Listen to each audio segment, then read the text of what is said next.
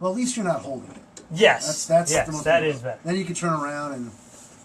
Are we on? We're doing on. This thing? We're on. So, here we are, episode 3 of Talkin Balls. How about that? How you doing, man? I'm pretty good. I'm wiped out, but I'm here. So that's the important thing. Running a little late, but I'm glad you're here in one piece. Absolutely. What a weekend in the NFL playoffs, huh? Yeah, you know Let's get right into it, man. There's a lot to talk about. It got a little more entertaining, unlike Wild Card Weekend. Yeah. And the Saturday games, not really, not so much.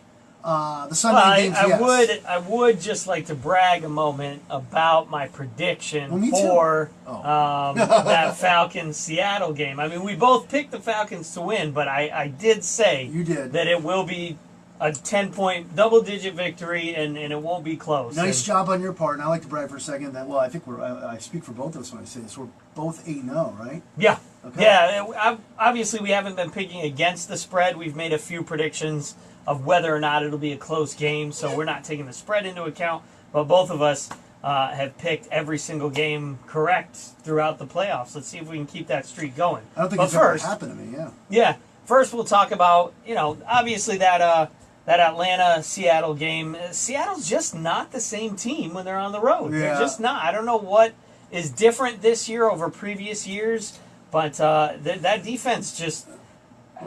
Atlanta's a load. I mean, that's all there is to that. That was one game I missed for the most part throughout the weekend. I saw the final. I saw the Patriots, Texans. I saw the games on Sunday for the most part.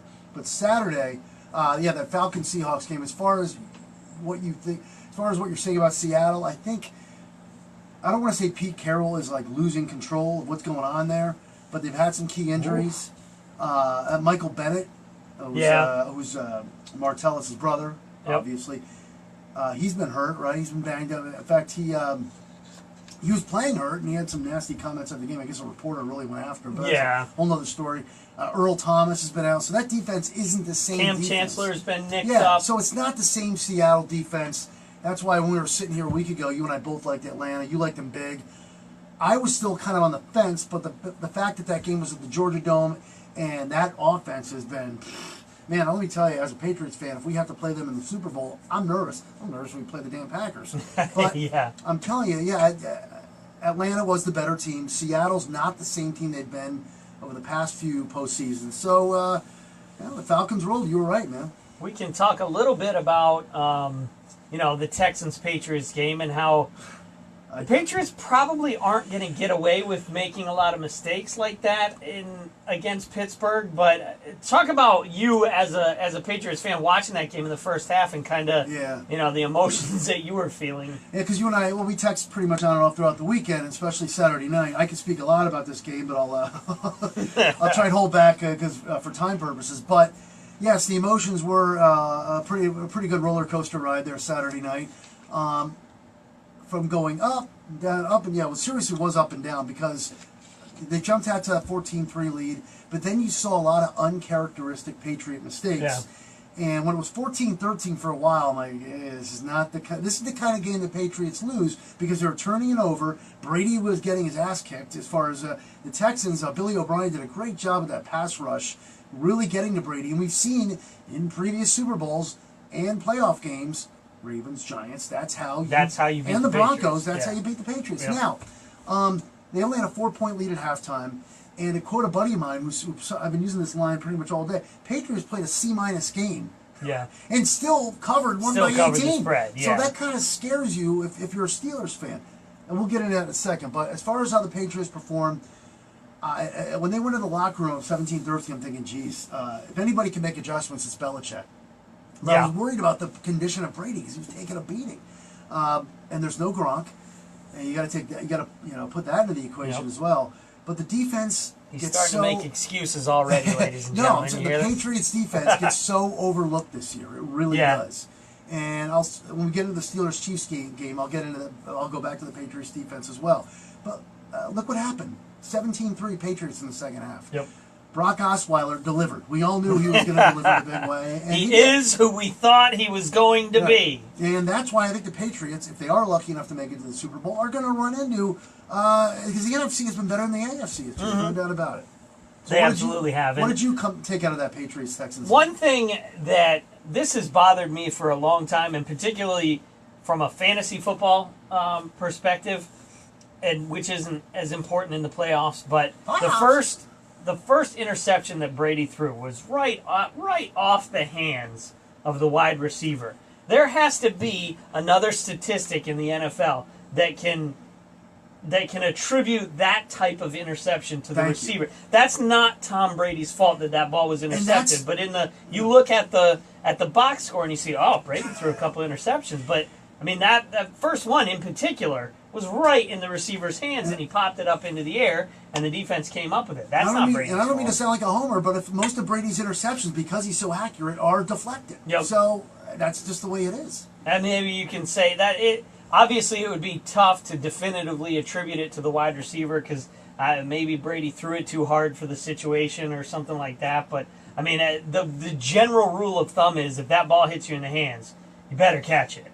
And that kind of a turnover. General rule of thumb, hands. Nice see job. What I did there? Yeah. And how about your boy with 3 touchdowns? Where did he come from? My boy. A guy that gets cut from the Cleveland Browns.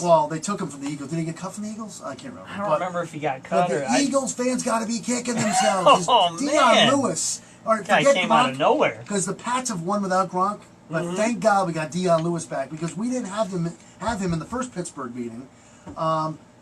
But you weren't saying that when he fumbled that one kickoff return. I wasn't worried about that. But yeah, you're right. In the past, Dave Elder's jealous. He wants to join us.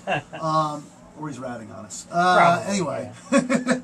But yes, Deion Lewis, in the past, when Patriots players have fumbled, like Cyrus Jones, and you'll find himself pretty much cut or out of Belichick's will. Yep. And but you're talking about Deion Lewis here. There's no way Belichick was going to sit him on the bench, and he put up. I think it was a Talkin Balls nugget. I put up on our Facebook page. Yes. First NFL player in postseason history to have a run back for a touchdown, a kickoff return, a touchdown reception, and a rushing touchdown. Yeah, that's pretty amazing if you think about all of the great multi-talented players that have played, and this guy Deion Lewis comes out of nowhere and has a game like that. Hurt all last year. Yeah. So Gronk usually puts up big numbers against the Steelers, but it's going to be great to have Deion Lewis. I don't want to say replacing Gronk, but he'll right. He is a huge asset. Huge. Definitely. Now we move on to Sunday's games, and probably two of the better games that I've seen in a long time. The first one obviously being Dallas and Green Bay. I mean, 3 50-plus yard field goals in the last minute and a half. And, you get into the beginning of that game, and Green Bay was doing what we thought they were going to do. They were running away with it, and people were just brutalizing the Dallas Cowboys on social media. Choke, this, that, the other. Cowboys turned it around. They came back, and they made it a game in the second half. And, I don't like the Cowboys one bit, but if I'm a Cowboys fan right now, I'm really excited about the future of this team. And you and I both said it going into this game. Ezekiel Elliott, Dak Prescott, they're both rookies. They just don't have the experience and the drive that a guy like Aaron Rodgers to match him, possession for possession. And ultimately, in the end, it was about whoever had the ball last was going to win, and Aaron Rodgers did the job that he needed to do. But man, what a game! What a legendary football game! Rodgers he's been in such a zone, and I have to admit, I tuned in when it was 21-3. I'm like, oh, here we go, and I quickly pop up social media, and everyone's like, okay, when do we see Tony Romo? And I was like, ooh, what did I miss? And then I was almost about to tune out again because I figured the Packers were just going to run away with it. And I think it's when you and I resumed our texting on Sunday afternoon. And then all of a sudden, literally, look of an eye, it's 21-10, 21-13, and then it was on. Yep. And boy, that second half was ugly. First half, and I kind of say there's Chiefs too, because you look at the score and go, ooh, what a game. But that's a whole other story. We'll get into that. But that second half of that Packers-Cowboys game, it was just that was playoff football right there. I mean, and the play that Rodgers made, with like 20 seconds to go, we get sacked. And unbelievable. And once again, you and about 5 other people, I'm going back and forth texting. I'm like, overtime. Oh, maybe not. Oh, overtime. And then he makes that pass to Cook. Yeah. And you're thinking, you watch in real time. This is what's so great about replay. Because in real time, you go, oh, he's out. Yep. But I thought he was out of bounds at wide first. Receivers. Good Lord. I mean, the body control to be able to get your feet down, and the way he It's a ballet move. Just put his whole body on the ground just to make sure he was in bounds. But Rodgers making that throw too. You gotta. I mean, Rodgers and Cook combining to make that play was insane. And of course, Crosby, right? Yep, Crosby kicks comes through in the clutch like he always does. Packers are once again in the NFC Championship. Yeah, amazing game. And like you were saying about the Chiefs Steelers was kind of one of the games that I was most excited about going in. But yeah, the Steelers have to figure out how to score touchdowns and not field goals against the Patriots. I mean, they're not going to be able to get away with, what was it, 6 field goals? 6 field goals, and let's just let's just set it up this way. With all due respect to Andy Reid and the Kansas City Chiefs, great season. We all know Reid's a good coach, coming off a bye, although he just lost. The Chiefs' defense isn't as good as the Patriots' defense. So, as much as I love that Pittsburgh offense, and I do, and it kills me to say that because what do they call it, the Holy Trinity there? Big Ben, the Killer Bees, Big Ben, Brown, and Bell. Hey, they're you can't tell. How do you not score at least 1 touchdown against that Kansas City defense? And you're coming to Foxborough. A lot of people like Pittsburgh. This is what I don't understand. Is you're gonna. I mean, the Patriots defense is better than the Chiefs defense. Yeah. You couldn't score a touchdown in Kansas City, and now you got to try and put it in the end zone in Gillette against this Patriots defense, which I know, once again, I'm going to sound like a homer, I think is the best in the NFL next to Houston. Wow. Yeah, I mean, think about it. Look, right now, they're the hottest defense. Of the 4 teams that are left, yes, but there's no defense will be played in that NFC Championship game. Oh, the NFC Championship. They might as well just throw it up and see what happens, because I think that game is going to be, we can start previewing those games now. I think this game could break a record for points scored in you might want to take the over on this one. Yeah, you've got absolutely no defense on Atlanta's side. You've got a horrendously banged up defense on Green Bay's side, and you got 2 of the hottest quarterbacks. Look at the 4 quarterbacks that we end up with. Mm-hmm. If you had to pick the top 4 quarterbacks in the NFL before the season started, is there anybody else that you would put above Brady, Roethlisberger, Ryan and Rodgers? And it's a very good point, because you actually lately, you'd have to go back and usually get 1 dud in there. Yeah. Like an Eli. Yep. Sorry, I knew you. Or Joe Flacco. Or a Joe Flacco. And yeah, thank you for bringing that up, because there's it's been all over social media the past couple of days in the AFC. Since 2003, it's been either Brady, Peyton, or Roethlisberger, and then you see one Joe Flacco in 2012. I did see that. Good point. Yeah, the 4 best quarterbacks are left, and the NFC is definitely going to probably be the more of the entertaining games out of the 2. Well, they'll both be entertaining. I think they'll both be close games. But if you like the fireworks, you like the high flying offense, then you're not going to want to miss that NFC game. If you like a little bit more of a chess match and a little bit more hard-nosed defense, then the AFC game is probably going to be the one that will be more entertaining for you. So with that being said, are we just going to dive right into the conference championship picks? I guess we might as well, I'm sensing kind of a shorter episode 3 this week, which isn't, I know it's not a big deal. It's up to... Unless there's something else going on outside the world of NFL that you want to... we can discuss some on-the-side stuff. All right. We'll get to that after. So, all right, let's start with the first, the NFC's first. So, Green Bay at Atlanta. You first, sir. I think this is going to be a case of whoever has the ball last wins. And I actually made a bet with my dad. I took the over, and we set it at 80 points. And I took the over on that. I think the final score of this game is going to be in the 41-39 ballpark. I mean, they're just going to... There's, like we were saying, there is no defense that is going to be played in this game, and both of these quarterbacks are hot. They both have, obviously Matt Ryan has probably the higher end. I'm not sure what Jordy Nelson's status is this point. Right now, I saw it today. It looks like he's not going to play. But Julio Jones is one of the best top receivers in the league. He's probably the most talented receiver on the field. But Rodgers has a stable of guys that just... One guy goes down, the next guy steps up. Similar to what goes on, with the New England Patriots. The Green Bay Packers are in that scenario right now where they've been dealing with a lot of injuries at running back, at wide receiver, but there's always another guy that steps up. And I think this game is going to go back and forth a lot, and ultimately I think Aaron Rodgers right now is a man on a mission, and he will not be denied. And I think that the Green Bay Packers win a nail-biter, a really exciting game.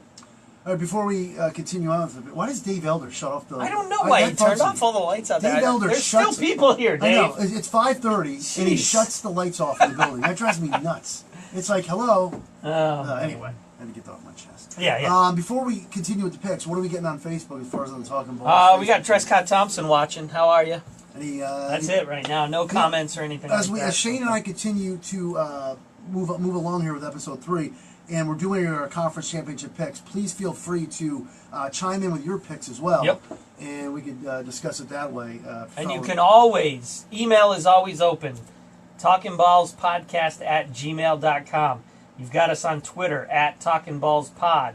You've got us on Facebook. Obviously, you know how to find us on Facebook if you're watching this. And I always post a video on YouTube after the fact, too, so you can watch us there.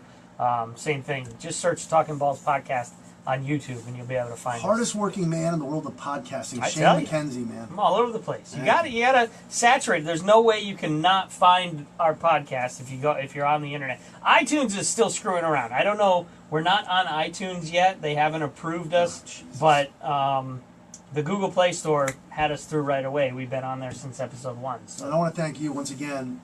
As we this is only our 3rd episode. Yep. But Shane came to me back in December. We just like to. We're always talking sports around the building here, and then it's weird because I was thinking about almost doing a podcast by myself, and then when Shane proposed the idea, I said, "Yeah, man, let's do it." So here we are. It's a lot easier with a second person to bounce back and forth off of. And I can promise you, as I said, only episode 3. We hope to start fighting eventually.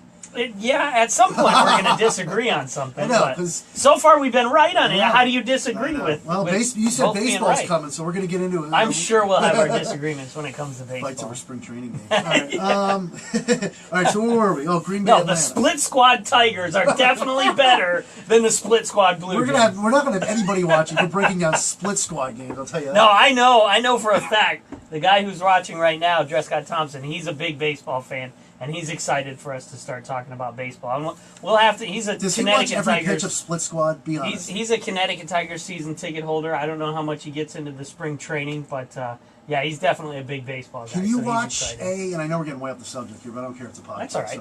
So are you one of those people, and I get stoked for baseball too, like yourself, will you sit down, if you have the time, and watch a spring training game from beginning to end? If it's the Tigers, I will, yes. Well, okay, if it's the Red Sox, I guess I couldn't sit through a whole Red Sox spring training game. Yeah, I could. I'd sit a couple innings, yes. But I'm not going to, sit there and watch every one, but yeah, if I happen to be home during the afternoon and there's a game on, that's what I'm going to have on. Yeah. But if I knew it was coming on, I'm like, all right, I'm not going to put aside my whole day. Right.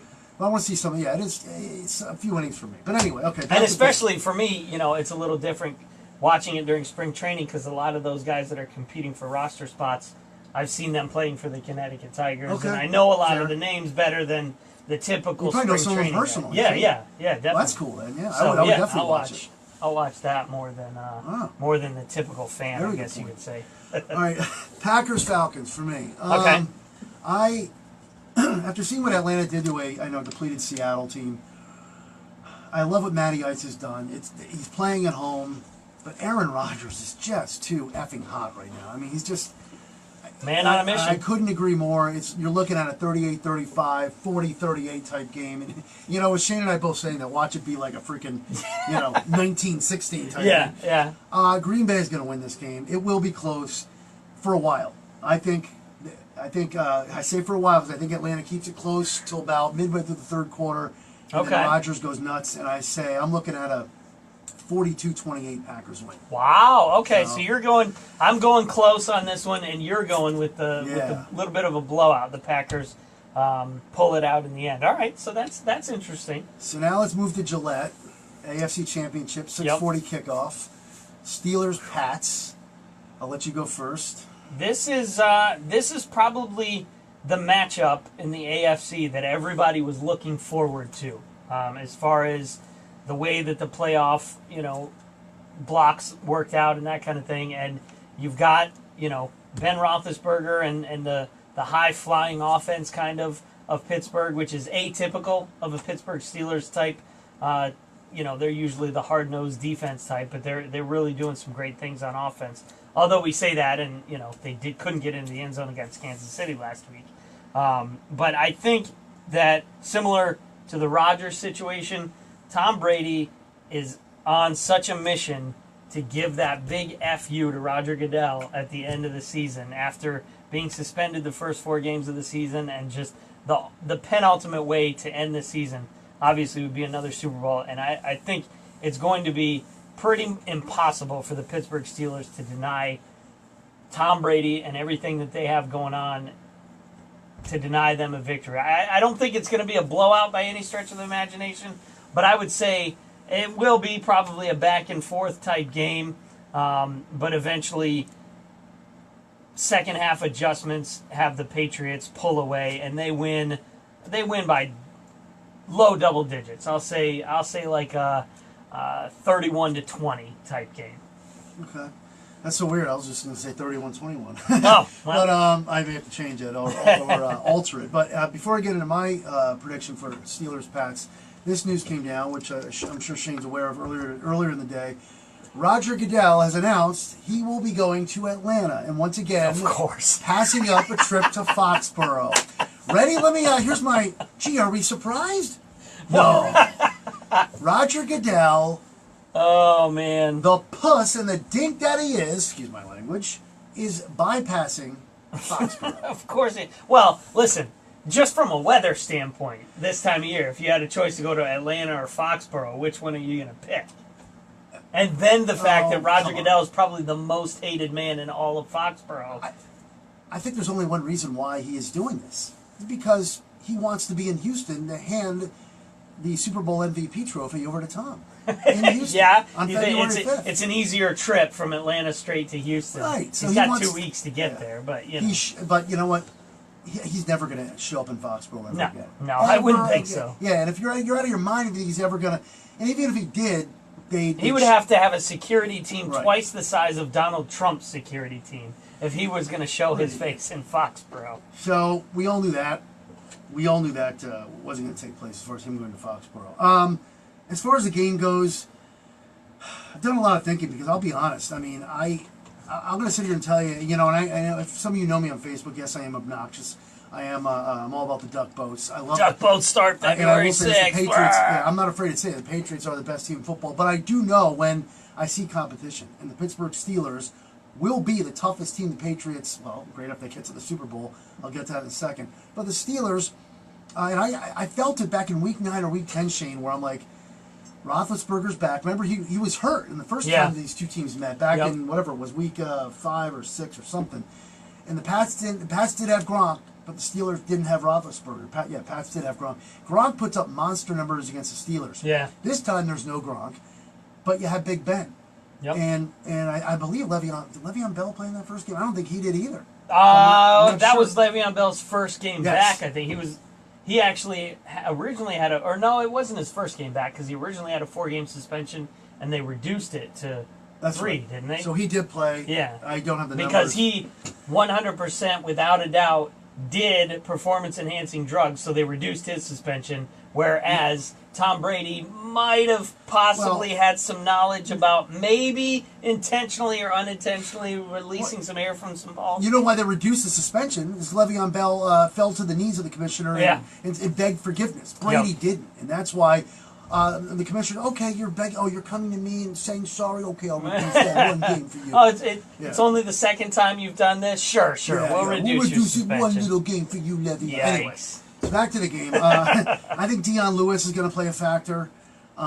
Pittsburgh has a hell of an offense. I know competition when I see it. And I'll be the first to say, if Pittsburgh wins, I'm not going to be surprised. I'll be hurt. I mean, it'll kill me. And I'm sure I welcome all of you to attack me on Facebook because, hey, I deserve it. Of course. So, and I'm sure I'll hear from Shane texting first, and then he'll go after me on Facebook. But anyway, duck boats ran out of gas.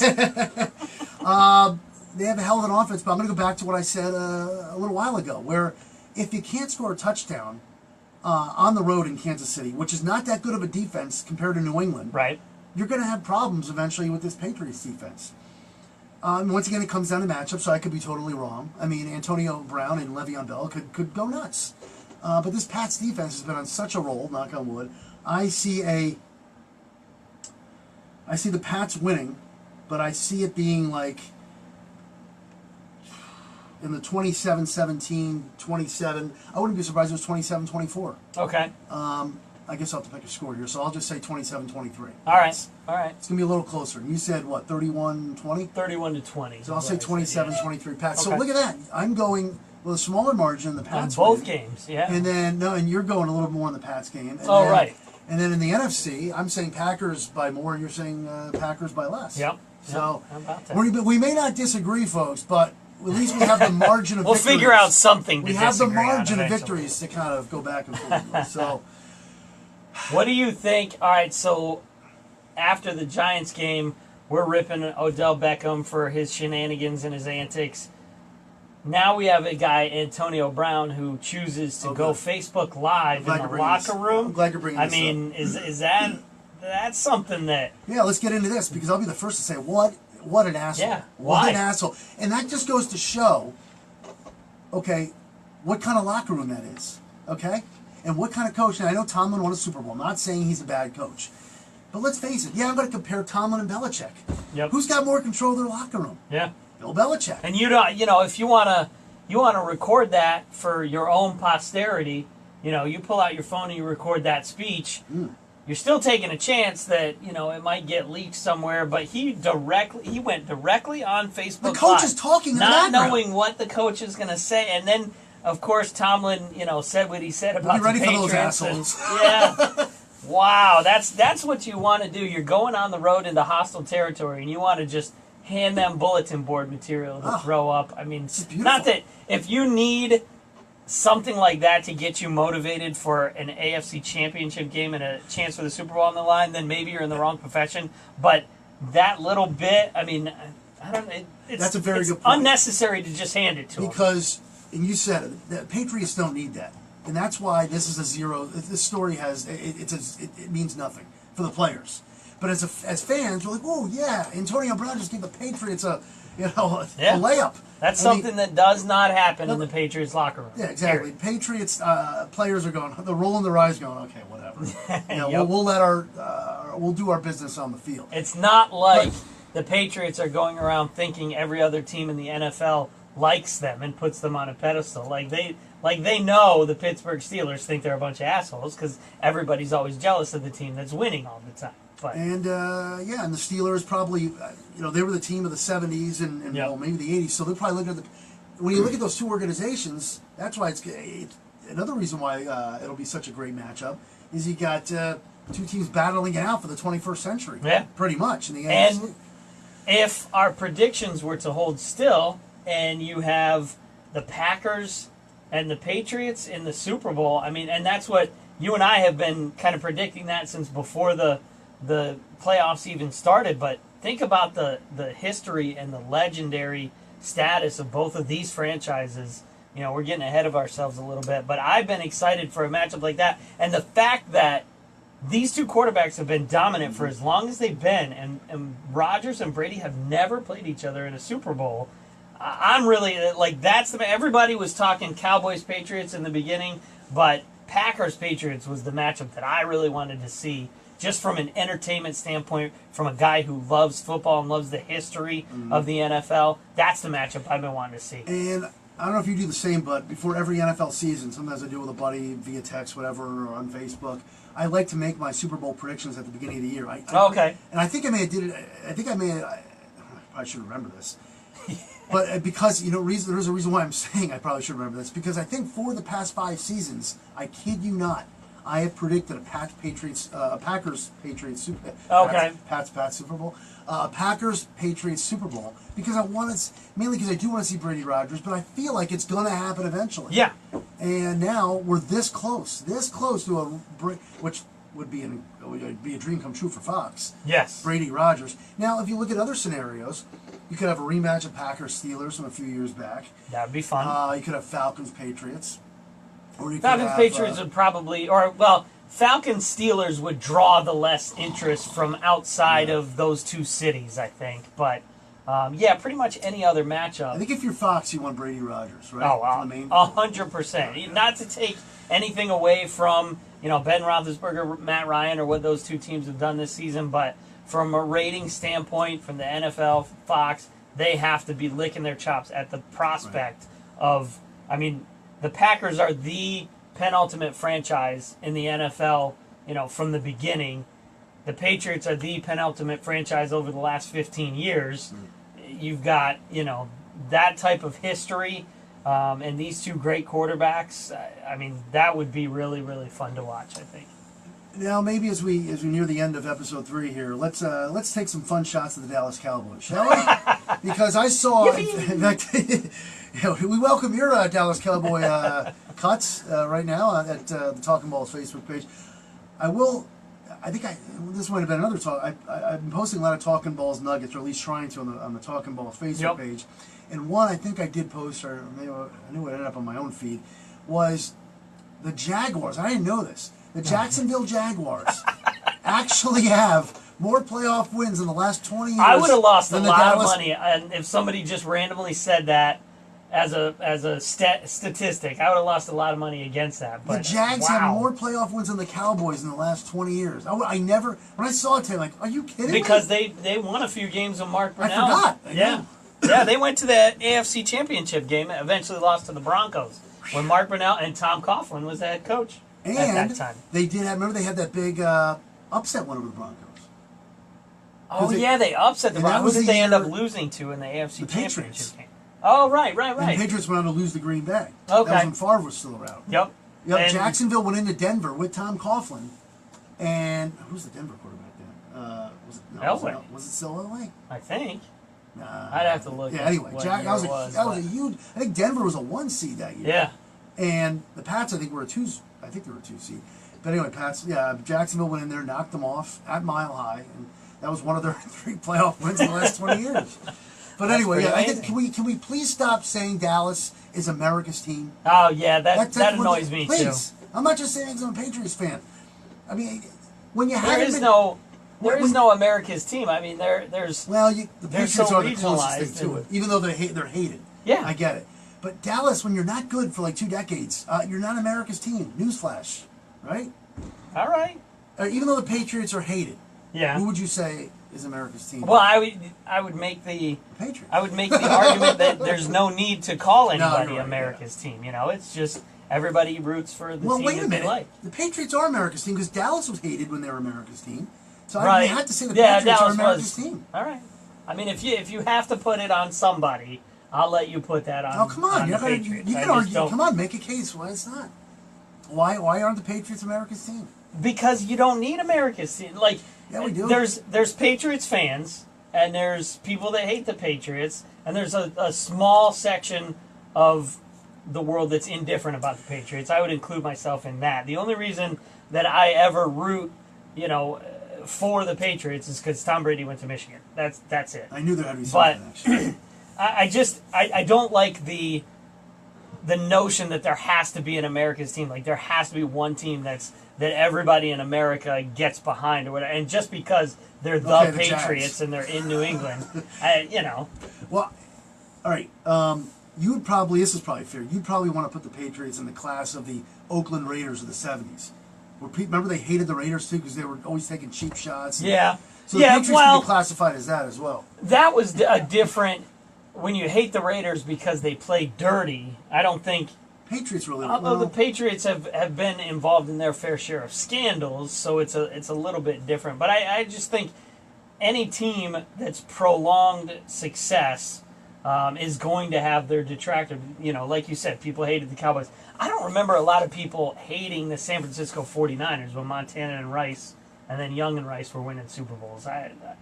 That's not a thing that I remember in the 80s. But yeah, you're right. 49ers were never labeled America's team. Yeah, for the most part, a team that has prolonged success. The New York Yankees in Major League Baseball, the Lakers of the Celtics, the Celtics. I mean, there's going to be teams that just hate them just because they win a lot.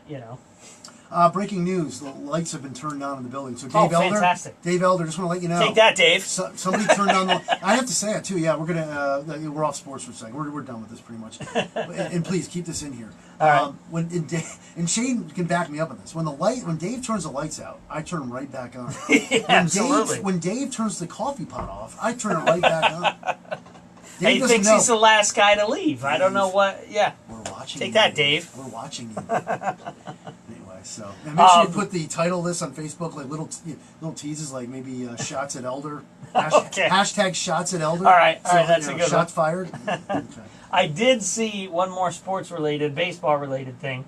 David Ortiz, I don't know if it was a tweet or just a quote that he gave to a reporter, but he said, "My time as a player has expired." So maybe we're putting that whole will he come back, That won't was he? 3 seconds of extreme excitement on my part in my new home last week. I literally jumped off my bed going, David Ortiz! David Ortiz is coming back! Come back. And I was like, I was able to sleep that night knowing that deep down inside, his time probably has expired. It was not going to happen. And again, like we talked about a couple weeks ago, if he tried to do that and come back, I think he would have to go and have a big apology ceremony to everybody who gave him. That would be he's kind of great. tacky, I'm tired. I'm sick and tired of this.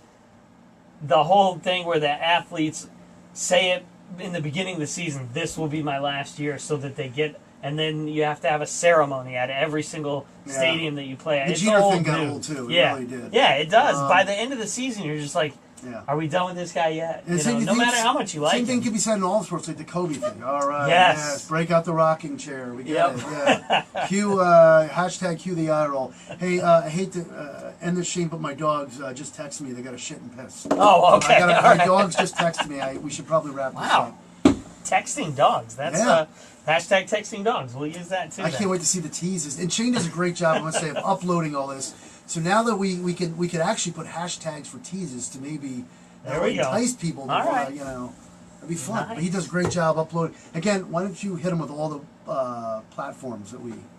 You've been listening to Talkin Balls episode 3. You can find us on email, talkinballspodcast@gmail.com. You can find us on the Google Play Store. Just search Talkin Balls Podcast on the Google Music part of the Google Play Store. You can find us on Facebook. Obviously, you're watching this. You know where to find us there. On Twitter, @TalkinBallsPod. Same thing with YouTube. Search for Talkin Balls Podcast, and we'll pop right up there. So, and if there's any social media that I should be on that I'm not, then shoot me an email or a message on one of these other ones, and let us know. I don't know. I don't think Pinterest. No Pinterest. Snapchat probably wouldn't serve our purposes at all. You gotta but understand, Shane... Instagram. Should we No. be I Instagramming think this? you've done enough, sir. Plus, you have other things going on. You're way more busier than I am. Yeah, really. So what you do, what we both do, I try and post stuff on the Facebook page, Talkin Balls Facebook page. But Shane is the master of the uploading and making sure all the links are on certain feeds. So he's really the man behind all this. And he approached me. So having fun so far. It was a good third episode, my friend. It's a labor of love. Let's be honest, right? Hashtag labor of love. Talk to you next week, guys. Nice. It's awesome. All right. Guess we better say goodbye. Thanks for tuning in. Chime in later.